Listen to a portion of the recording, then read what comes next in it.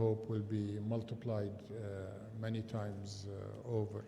We see ICT as a huge area where Pakistan has a near unlimited potential. The key ingredient for ICT is human talent, and we believe in Pakistani talent. We have seen them in Saudi Arabia since the modern Saudi Arabia started bringing global human resources. Pakistanis were one of the first to come to Saudi Arabia and create Aramco through their human resources. Pakistani expertise was there early for our banking sector, and as Musaddaq mentioned, even as consultants and subject matter experts. He mentored me and taught me. He was very humble when he called me his boss. He was actually telling me how to build an industrial cluster in Saudi Arabia, and we took his advice, and we're very proud that our industrial sector is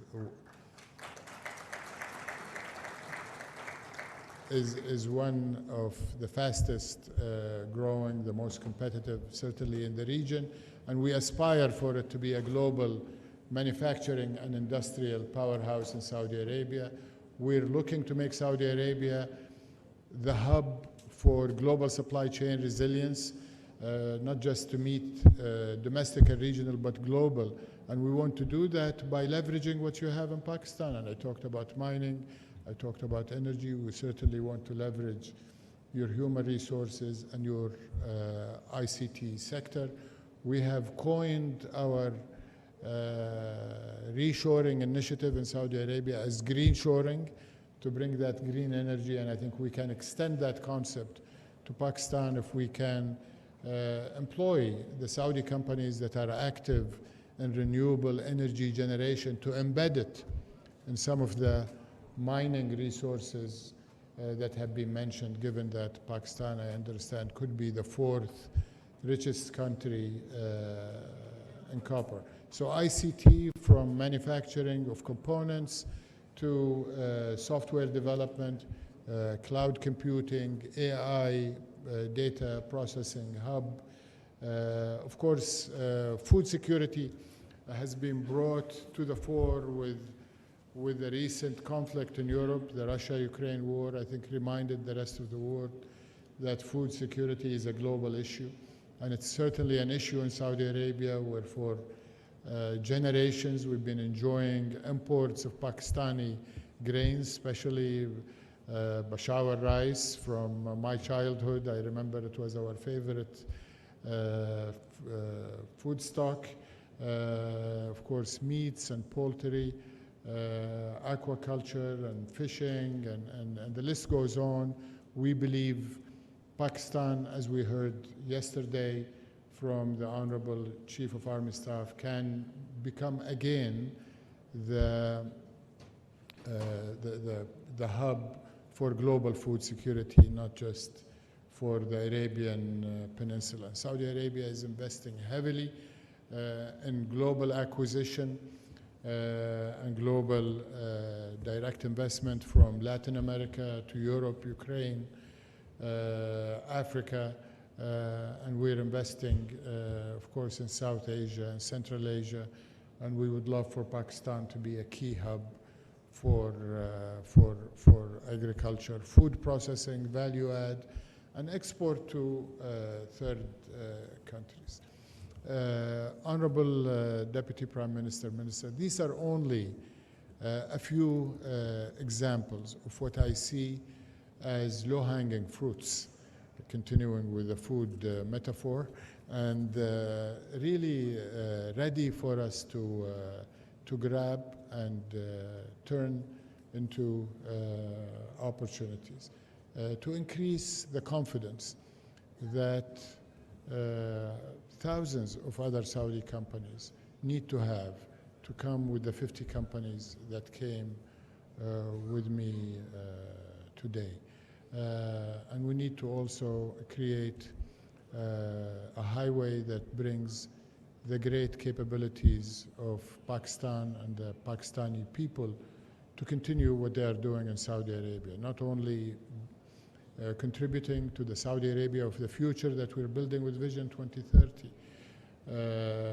with their human talent, but also to bring the capability of Pakistani enterprises. And for them, from both sides, I can tell you, in no uncertain terms, and I've heard it repeatedly from the leadership, from my boss, from the leadership of Pakistan last night, and the Prime Minister during his visits to Saudi Arabia in March and in May when he came for the World Economic Forum special meeting.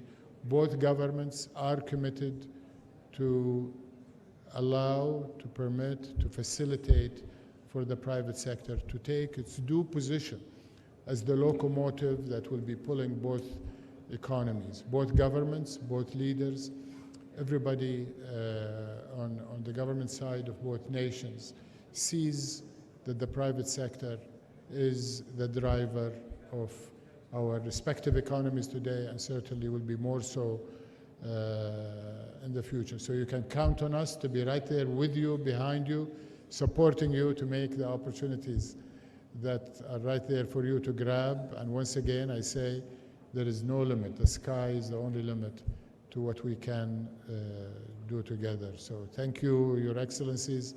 Thank you, ladies and gentlemen.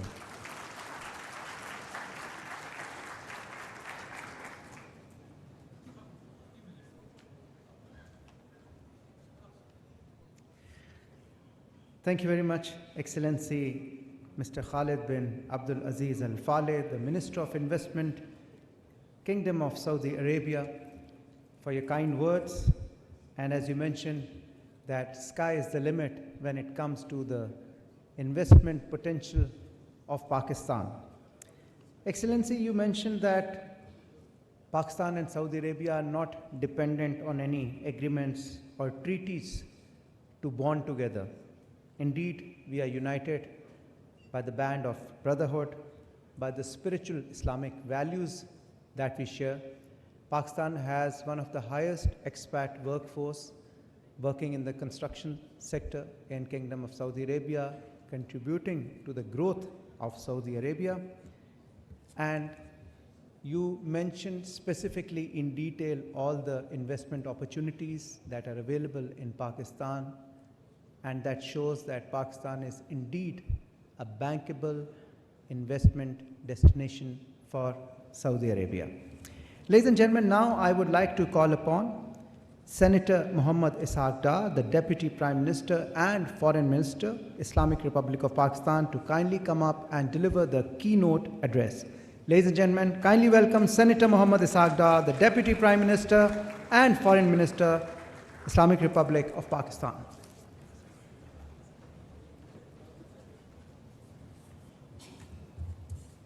Bismillahirrahmanirrahim.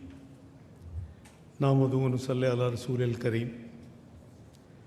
Excellency, Minister for Investment, Engineer Khalid bin Abdul Aziz Al Faleh, Honorable Vice Minister Investment and members of the delegation from Saudi Arabia, Honorable Cabinet colleagues, worthy National Coordinator SIFC, government officials, Pakistani business leaders, ladies and gentlemen, Assalamu alaikum and very good morning.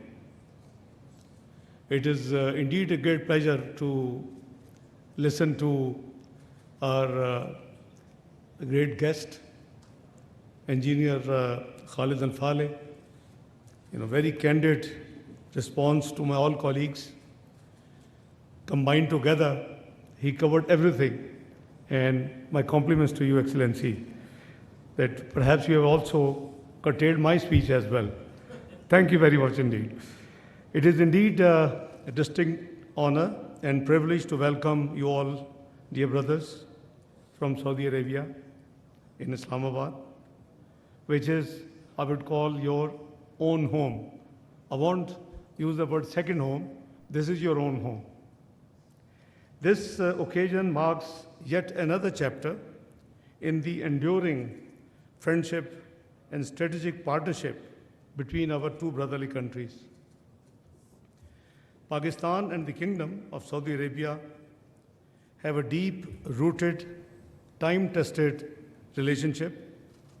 This bond, enriched by shared history, faith, and values, holds a significant place in Pakistan's foreign policy. The people of Pakistan have always held the custodian of the two holy mosques and the Honorable Crown Prince, His Royal Highness, and the leadership of Saudi Arabia in the highest esteem. I would like to take this opportunity to express our profound gratitude to the Saudi leadership for their unwavering support on multiple occasions. The latest being, as explained by my colleague, Finance Minister of Pakistan, in the recent challenge we had as a country vis-à-vis multilateral institutions. We remain firmly committed to the sovereignty and territorial integrity of Kingdom of Saudi Arabia and stand ready, shoulder to shoulder, with our Saudi brothers and sisters through thick and thin. We are thankful for the welfare and the hospitality which is extended to the over 2.5 million Pakistani diaspora who call Saudi Arabia their own home and are also contributing to the economy and the development of Saudi Arabia, as well as making huge foreign exchange remittances to Pakistan, which certainly helps to reach the current account deficit and the fiscal deficit issues which Pakistan had faced in the past. We gather here at a pivotal moment in the history of our bilateral cooperation. As His Excellency mentioned, that in Ramadan Sharif, soon after the Prime Minister Shahbaz Sharif government took office, we visited for Umrah. And Excellency, when we came back from Medina Munawwara, because we landed in Medina Munawwara, there was an invitation that before iftar, we join His Royal Highness the Crown Prince.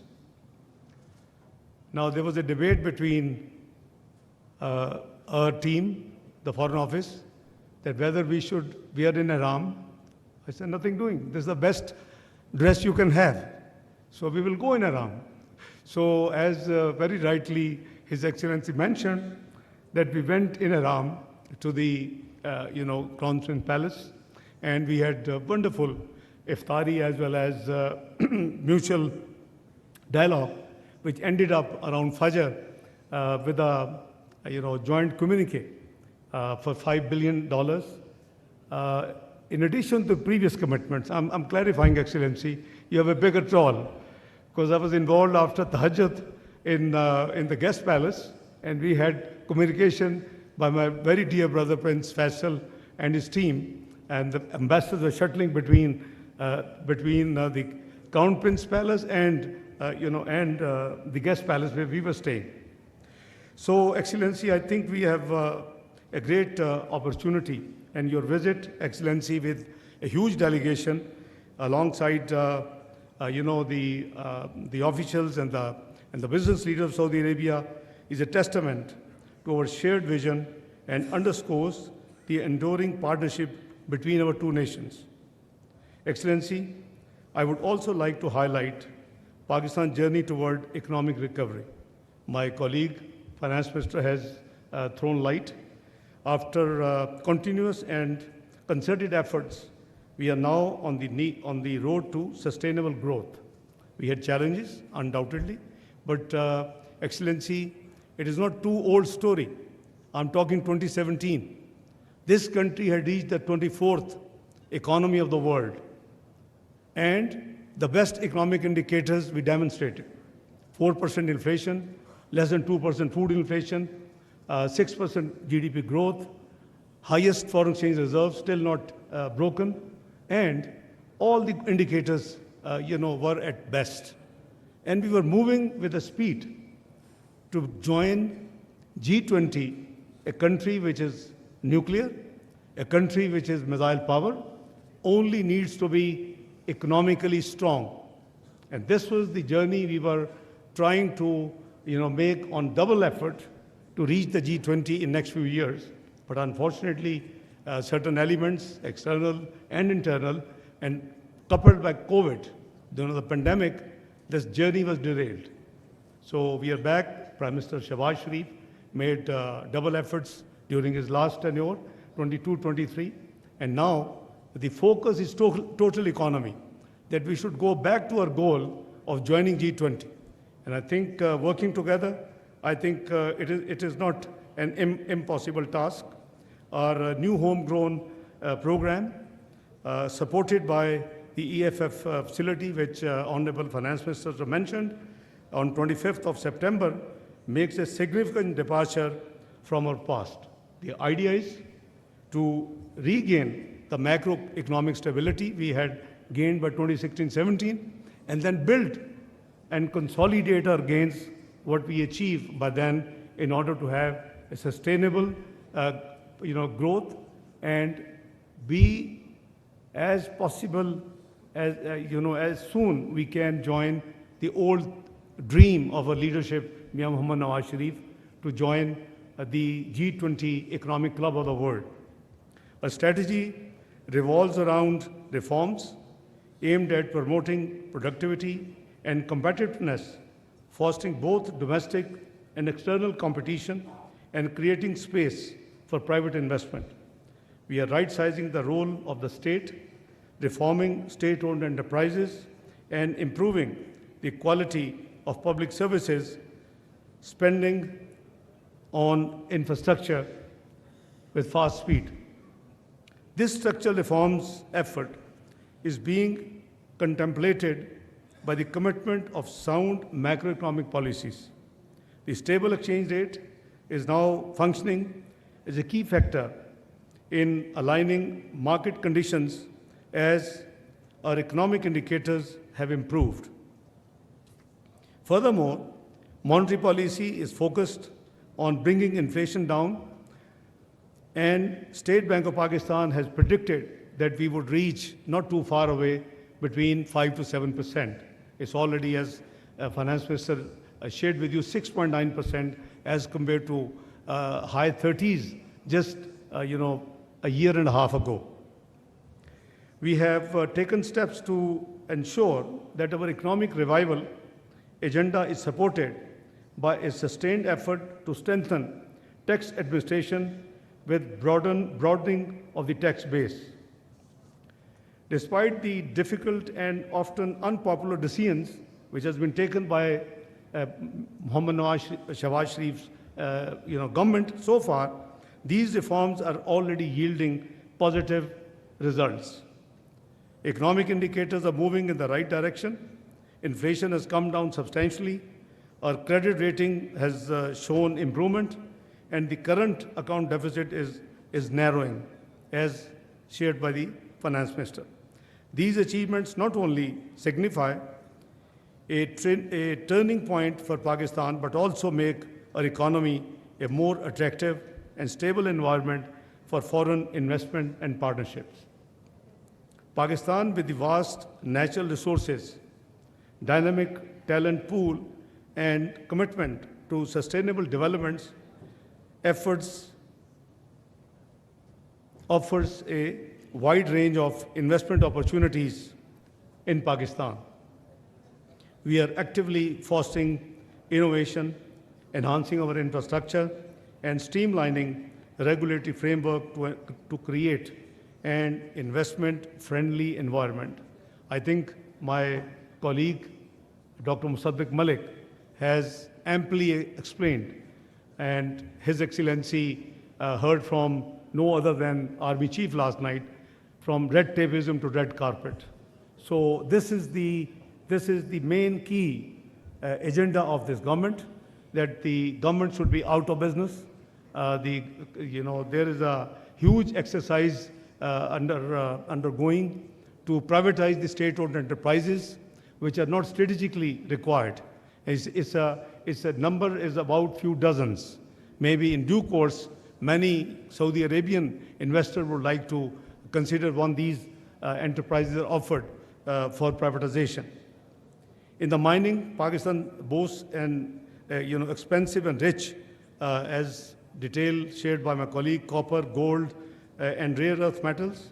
We invite Saudi investors and brothers to explore these opportunities and become part of the mutually beneficial venture.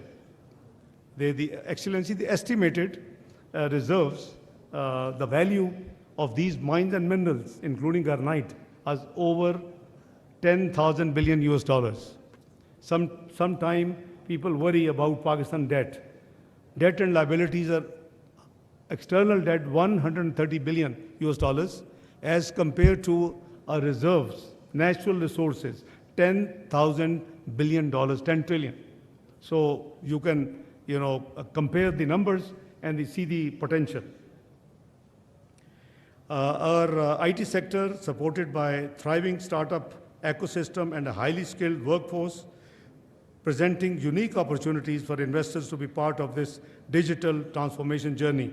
And Excellency, I understand on 11th tomorrow, you would be visiting NESTAC, and you will be amazed to see, the development Pakistan has taken in the IT sector. It is mainly led by the Air Force authorities, and they have really put up a great job throughout Pakistan. In agriculture and livestock, Pakistan fertile lands and extensive waterways produce a diverse range of crops and goods for both local and global markets. These sectors offer immense potential for investment and collaboration. Moreover, our commitment to renewable energy is unwavering. With strong government initiatives, we aim to achieve 60% clean energy capacity by 2030, offering lucrative opportunities in solar, hydroelectric, and other renewable energy sectors. Excellency, as you mentioned that the Army Chief shared with you, the possibility of Pakistan to be, providing and a food security, provider. It is a reality. We have vast lands which are cultivable with certain modern technology, and his team is already working with SIFC and the government relevant quarters on the agriculture. I think there are 4 areas where we have a great potential: IT, mines and minerals, agriculture, and food security elements. So let me assure you that your visit, Excellency, marks a significant milestone in our bilateral relations. We look forward to the signing of multiple memorandums of understanding, and thank you for the valuable participation of yourself, your team, your Vice Minister, and Excellencies and the business delegations who are here. I may be missing the historic MOU ceremony. I was just sharing with Excellency, the Investment Minister of Saudi Arabia, that I am being asked to accompany our President of Pakistan to Turkmenistan for an official visit of just a day, but it's their 30 years constitution celebrations. So if I get leave, I'll be happy to join, but otherwise I'm sure my prayers and my duas will be with you for all the success to you and your delegates. Excellency, the MOUs include, I understand, wide range of sectors, mainly semiconductors, energy, livestock, manpower, and IT. These MOUs are a result of dedicated follow-up by your Excellency and your side and our side, public and private sector entities, of the direction given by the leadership of both countries, which you very kindly mentioned. We hope that the signing of these MOUs will usher a new era of cooperation between our private sectors. I would also like to commend the honorable members of the Saudi delegations for their commitment to do business in Pakistan.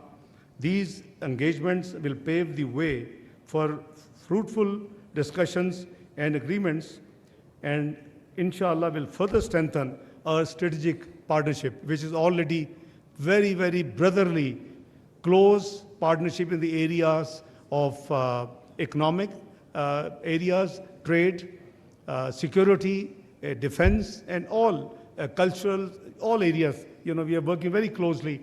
But I think with your guidance, your help, and your leadership qualities, I'm sure we can reach to a new strategic highest level, ever high in the history of both countries. Excellency, we are eagerly anticipating the visit of His Royal Highness, the Crown Prince and the Prime Minister, Prince Mohammed bin Salman, to Pakistan. And as you very kindly mentioned, that the visit had been scheduled, but because of certain unavoidable medical reasons of the king at that time, mashallah, he's doing quite well. He's fully recovered. So this visit was, temporarily postponed. So we are all as a nation looking forward, to the visit of His Royal Highness at his earliest possible, opportunity. This visit will not only further strengthen and put a strong bond in our strategic partnership, but will also pave the way for more collective efforts in various sectors we are jointly looking, Excellency.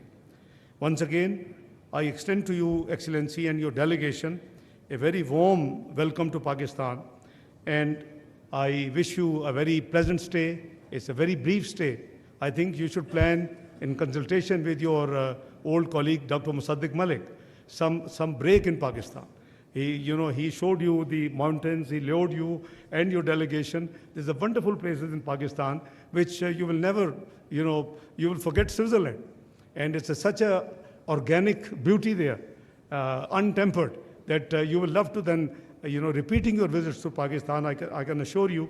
And let me tell you, Excellency, also, this country's economy has a great resilience. We have demonstrated, when we were declared macroeconomic unstable country in 2013, early 2013, the general election had to take place, and we were told this country will get out of the quagmire in 12 to 15 years. And no matter which political party would win, it will take, that long period to deal with the challenges. Nobody believed it's only 3 years. Under the leadership of, Pakistan Muslim League Prime Minister Nawaz Sharif, and now his successor is, Prime Minister Muhammad Shahbaz Sharif. And it was only 3 years to reach from the macroeconomic unstable place to 24th global economy. Now, this is the resilience this country has and its economy has. So, working together, there's a great potential. I talk even broader. The Ummah, the 57 countries, if they work together, they have everything which they require to be the world global power. So, I think we need more coordination, more cooperation. As ex officio chairman of Islamic Development Bank in 1998, I triggered a work that we should do, and I shared with my colleague Jam Kamal Sahab, Commerce Minister, that what the Islamic countries import from outside 57 countries and what do they export to outside 57 countries. If you can profile, you have a great future, I tell you. And Pakistan only requires an increase of maybe $15 to $20 billion to be all time to come to get rid of any multilateral support. So let me assure you, Excellency, that Pakistan is a great potential, and I'm a personal witness because I've been in politics since early 90s. I've been investment. By the way, I'm the founder of the investment board in Pakistan. That was my first responsibility in 92, 93. Minister of State for Investment, and now SIFC is part of Board of Investment, and General Sarfraz is doing with his team a wonderful job to provide one bit of facilitation. So let me tell you, Excellency, that we have a great scope to work together, to take a partnership to a very ever high level. And I wish you a very pleasant stay, your delegation, and I'm sure together our countries, working together to thrive, benefit not only for the two nations, but also contribute to the global and regional peace, stability, development, and prosperity. As we embark on this journey together, I assure you of Pakistan's commitment to work closely with our brother Saudi Arabia to turn our shared vision into a reality. and I'm personal witness to the generosity, to the hospitality, to the cooperation in the all areas by the Saudi Arabian leadership in the last at least 4 decades, around 4 decades I have been involved. So I wholeheartedly once again thank you and thank your delegation. I wish you all the best and look forward to be interacting with you more frequently. Thank you very much and God bless you all. Pakistan, Saudi Arabia, brotherhood. I will not say friendship. Brotherhood, Zindabad.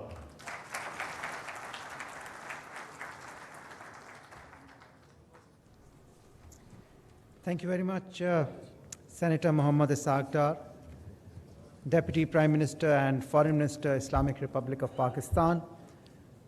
You rightly reiterated the deep-rooted, the time-tested friendship between Pakistan and Saudi Arabia, the brotherhood that we share. You also mentioned the specific structural reforms undertaken lately to boost the economy of Pakistan, which are bearing result. You mentioned the 4 main areas of investment: the IT sector, the mining, agriculture, and obviously the food security. Excellencies, honorable ministers, government officials, dignitaries, ladies and gentlemen, this concludes the plenary session of the Pak Saudi Business Forum 2024. May I request you all to kindly proceed for the sectoral breakout sessions in the respective boardrooms, which I'll just be announcing. The food and agro sector session will be held in Shamadan 3 near the main lobby. The energy, power, petroleum and mining session will be held in Kehkashan 2, which is across this door. The industries and trading session will be held in Kehkashan 3, which is across this door. The information and communication technology would be held in Kehkashan 1, which is also across the door. And the construction session will be held in Shamadan 2, which is near the main lobby. And beyond this, the Saudi and Pakistani companies who will be signing memorandums of understanding are requested to kindly remain in this hall, and we'll be having the signing here only. So with this, we come to the conclusion of this session. Thank you very much, ladies and gentlemen, for attending. Once again, a warm welcome to our Saudi dignitaries. Pakistan, Zindabad. नाज़रीन, पाकिस्तान सदर business forum का इस्लामाबाद में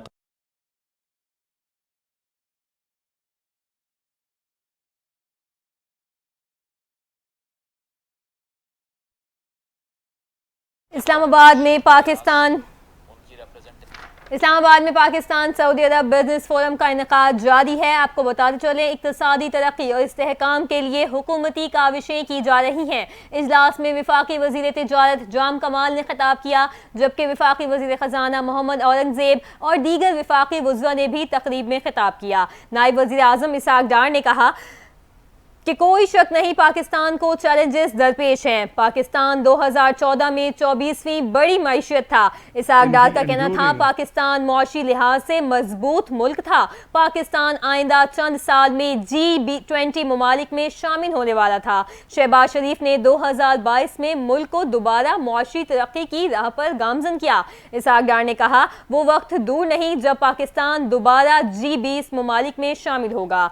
वज़ीर ख़जाना मोहम्मद औरंगज़ेब ने भी तकरीब से खिताब किया और कहा कि हम इस वक्त मुआशी महाज पर बेहतरीन पोजीशन में आ गए हैं और हम मुआशी इस्लाहात की बेहतरी के लिए मजीद काम कर रहे हैं। इस्लामाबाद में पाकिस्तान सऊदी अरब बिजनेस फोरम से खिताब करते हुए वज़ीर ख़जाना मोहम्मद औरंगज़ेब ने कहा कि मुआशी इस्लाहात की बेहतरी के लिए काम कर रहे हैं और निजी शोबे की शराकत दारी से मुल्क की मईशत मुस्तहकम कर सकते हैं। वज़ीर आज़म शहबाज शरीफ की ज़ेर क़यादत मुल्क की मईशत में इस्तेहकाम आ रहा है। मोहम्मद औरंगज़ेब ने कहा कि करंट अकाउंट खसारे में खातिर ख्वाह कमी आ रही है, जबकि ज़र मुबादला ज़खायर में इजाफा और रुपए की कदर में बेहतरी आई है, जबकि महंगाई की शरह भी सिंगल डिजिट में आ चुकी है, जो इस वक्त 6.9 है। उन्होंने कहा कि तवक्को है शरह सूद में मजीद कमी होगी, जिससे मौशी सरगर्मियां बहाल होंगी।